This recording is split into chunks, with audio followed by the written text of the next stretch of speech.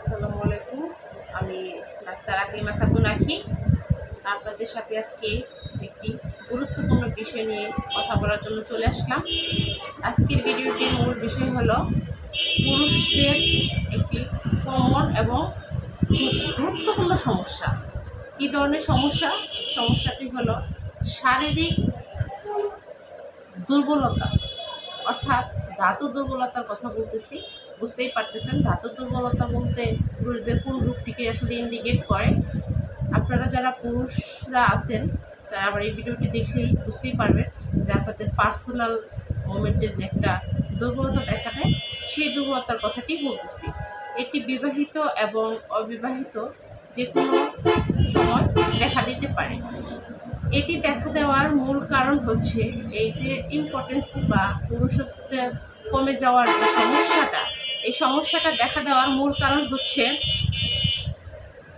অতিরিক্ত বীর্যপাত অবৈধভাবে এবং যথাসময়ের আগে যারা খুব বেশি পরিমাণে হস্তমৈথুন কিংবা অন্যান্য অভ্যাসের কারণে বীর্যপাত ঘটিয়ে থাকেন, তাদেরই একটা সময় গিয়ে এই সমস্যাটা দেখা দেয়। এই সমস্যাটা দেখা দিলে কী ধরনের অসুবিধা হয়? আপনারা যারা পুরুষ, আসলে এখানে খোলামেলা বোঝানোর কিছু নেই। যারা সামান্যতম বোঝার বুদ্ধি আছে তারা প্রত্যেকেই বোঝেন যে আসলে পুরুষত্ব কমে যাওয়ার ফলে কী ধরনের সমস্যাগুলো দেখা দেয়। সমস্যাগুলো দেখা দিলে আপনারা কি করবেন? হতাশ হয়ে পড়েন, অনেক সময় নিজের মুখে বলতে পারেন না, কীভাবে একজন চিকিৎসকের সাথে কথা বলবেন, বা এটা লোকলজ্জার ভয়ে নিজেরা প্রকাশও করেন না যে এই ধরনের রোগ নিজেরা বহন করতেছেন। এটি আসলে লজ্জার বিষয় না। এই রোগটি সম্পূর্ণরূপে সেরে যায় এবং একটু মনোযোগ সহকারে এবং ধৈর্য সহকারে যদি আপনি লজ্জা কমিয়ে যদি একজন ডক্টরের সাথে কথা বলে চিকিৎসা নেন, অবশ্যই এই সমস্যাগুলো থেকে আপনি বের হয়ে আসতে পারবেন। এই সমস্যাগুলো থেকে বের হয়ে আসার একটা উপায় আমার কাছে আছে। সেই উপায়টি কি জানেন? জানতে হলে ভিডিওটি দেখতে হবে এবং ভিডিওতে আপনার মনোযোগ দিয়ে কথাগুলো শুনতে হবে। যে যেখান থেকে আমার এই ভিডিওটি দেখতেছেন প্রত্যেককে আমার অনুরোধ, আপনারা যারা ফেসবুক থেকে দেখতেছেন পেজটিকে ফলো দিয়ে লাইক কমেন্ট শেয়ার করবেন। যারা ইউটিউব চ্যানেল থেকে দেখতেছেন তারা পেজটিকে সাবস্ক্রাইব করে আমার সাথেই পথ চলবেন। আশা করি আপনারা প্রত্যেকেই আমার এই ভিডিওটি দেখবেন এবং আপনারা উপকৃত হবেন, সেই আশায় আজকের এই ভিডিওটি। তো ভিডিওটির মূল বিষয় ছিল পুরুষত্বহীনতা। একজন পুরুষ তখনই সে পুরুষ যখন সে তার পার্টনারের কাছে যোগ্য এবং কর্মক্ষম। একজন পুরুষ যদি তার পুরুষত্ব কমিয়ে ফেলেন বা কোনো কারণে এই ইম্পর্টেন্সি বা পুরুষত্বহীনতা দেখা দেয়, তাহলে সে তার কাছেই হেয় এবং তার কাছেই মূল্যহীন হয়ে পড়ে। তাহলে লোক সমাজে সে কতটা জানাজানি যাদের হয়ে যায়, তাদের যে কী অবস্থা তৈরি হয়, আপনারা সবাই সমাজে বসবাস করেন, অবশ্যই জানেন যে তার পার্সোনাল লাইফটা কীভাবে আসলে কাটে। সাংসারিক জীবনে তো সমস্যা থাকে, সাথে সাথে ফুল ফ্যামিলিতে সমস্যাটা ছড়িয়ে পড়ে। একটা অশান্তিকর, অস্বাস্থ্যকর এবং অসহ্যকর পরিবেশ তৈরি হয়ে যায়। একজন বিবাহিত পুরুষ যদি তার পার্টনারের সাথে ভালো করে টাইম না কাটাতে পারে, দেখা যায় যে সাংসারিক জীবনে সে কোনোভাবেই সুখী হতে পারে না। এইসব সমস্যা কাটানোর উপায় হোমিওপ্যাথিক চিকিৎসা, কিছু ওষুধের মাধ্যমে। আমি এক এক করে আপনাদের সাথে মেডিসিনগুলো শেয়ার করব, লক্ষণ সহকারে বলবো। আপনারা আপনাদের লক্ষণ মিলিয়ে যদি পারেন কোনো ফার্মেসি থেকে কিংবা আমার সাথে যোগাযোগ করেও আপনার ওষুধগুলো সংগ্রহ করতে পারেন। একটা মাস যদি মনোযোগ সহকারে এই ওষুধগুলো খান, তাহলে আপনাদের এই ইম্পর্টেন্সি বা শারীরিক বা যৌন দুর্বলতার সমস্যাটি সম্পূর্ণরূপে ইনশাল্লাহ ভালো হয়ে যাবে এবং ভালো হয়ে যায়। আমি ট্রিটমেন্ট করি। একজন হোমিওপ্যাথিক ডাক্তার হিসাবে আমি আপনাকে এতটুকু আশ্বাস দিতে পারি যে হোমিওপ্যাথি চিকিৎসার পদ্ধতির মাধ্যমে আপনি যত সহজে এই সমস্যা থেকে বের হতে পারবেন, অন্য কোনো চিকিৎসা পদ্ধতিতে তা সম্ভব না। অ্যালোপ্যাথিক চিকিৎসা পদ্ধতি অনেকেই নিয়ে থাকেন, কারণে অকারণে বিভিন্ন ধরনের উত্তেজক ওষুধগুলা আপনারা নিয়ে থাকেন এবং খান। খাওয়ার ফলে নিজেদের অজান্তে নিজেদেরই ক্ষতি করে ফেলছেন, বরং এই সমস্যাটি আরও বেশি করে দেখা দিচ্ছে। হয়তো বা আপনাদের সাময়িক কিছু সময়ের জন্য খুব মনে হচ্ছে যে আপনারা রাজা হয়ে গেছেন, বাট একটা সময় গিয়ে বা হয়তো বা নির্দিষ্ট একটা সময়ের পরেই আপনি একেবারেই গুরুতর হয়ে যাচ্ছেন। আপনি কোথাও গিয়ে শান্তি পাবেন না যদি আপনার এই পুরুষত্ব যে প্রবলেমটা, এই প্রবলেমটা থেকে না বের হতে পারেন। আপনারা হোমিওপ্যাথিক চিকিৎসা নিলে এই সমস্যা থেকে সম্পূর্ণরূপে বেরিয়ে আসতে পারবেন। এতটুকু আমি একজন হোমিওপ্যাথিক ডাক্তার হিসাবে আপনাদেরকে আশ্বাস দিতে পারতেছি।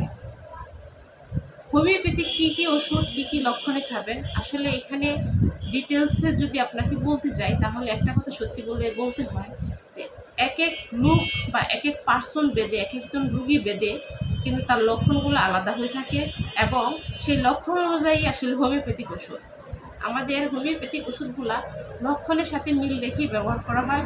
এখানে কোনো ধরনের অ্যাডভান্স কোনো ওষুধ থাকে না।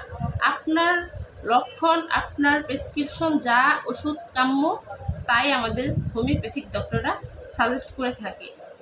অ্যালোপ্যাথিক ওষুধগুলো যেমন এটা সেক্সুয়াল, এটা জ্বরের, এটা ডায়রিয়ার, এটা কলেরার, এরকম ভাগ করা থাকে। আমাদের হোমিওপ্যাথিক ওষুধগুলো এরকম না।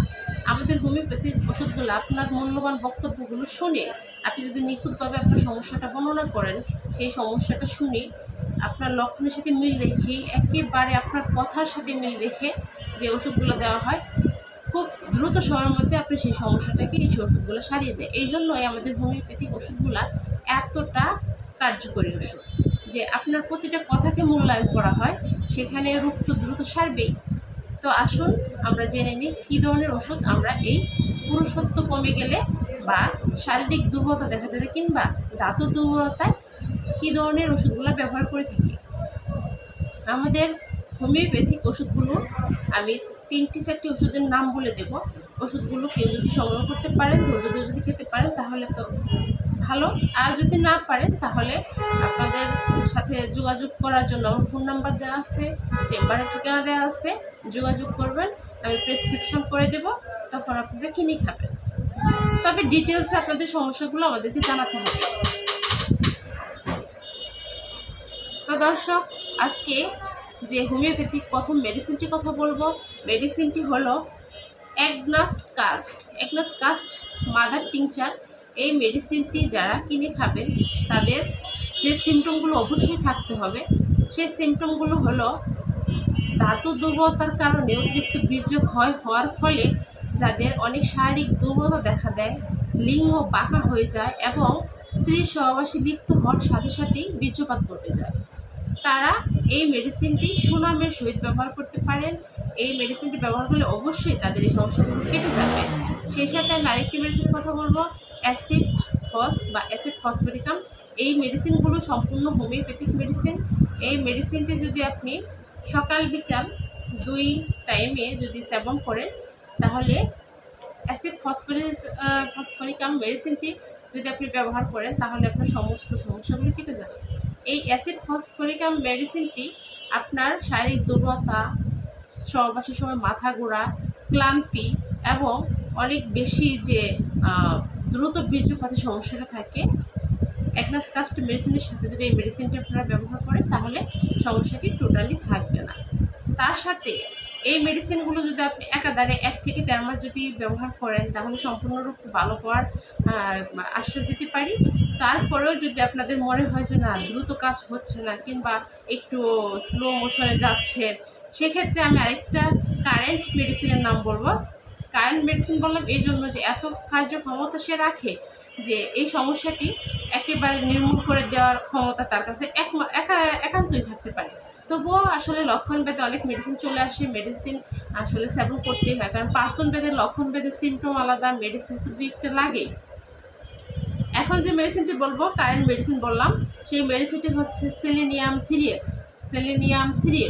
আমি আবারও বলতেছি, এটি হোমিওপ্যাথিক মেডিসিন সেলেনিয়াম 3x। এই মেডিসিনটি সকাল বিকাল 2 বারে সেবন করলে এই সমস্যা থেকে সম্পূর্ণ বেরোতে পারবেন। দ্রুত বীর্যপাত এটা স্থায়ী না, যদি চিকিৎসা না করেন তবে স্থায়ী হয়ে যাবে। আর যদি হোমিওপ্যাথিক চিকিৎসাটা আপনারা নেন আগ্রহের সাথে, যারা হোমিওপ্যাথিক মেডিসিন খেতে ইচ্ছুক শুধু তারাই আসবেন।